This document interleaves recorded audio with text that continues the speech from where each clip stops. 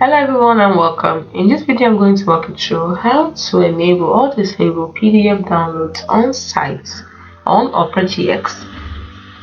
So to enable PDF downloads on sites on Opera.gx, the first thing you need to do is open up your settings.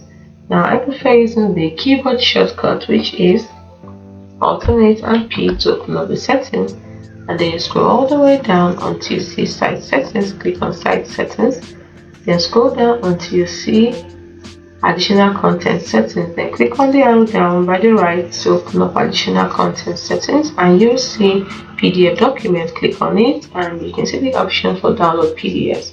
Sites sometimes publish PDFs like documents, contracts, and forms. Now if you want me to download this PDF from the site, you click on this. It is as simple as that. If you don't want to be able to, then leave it turned off. So hope you found this video helpful. Do not forget to like and subscribe to the channel for more. Thanks for watching.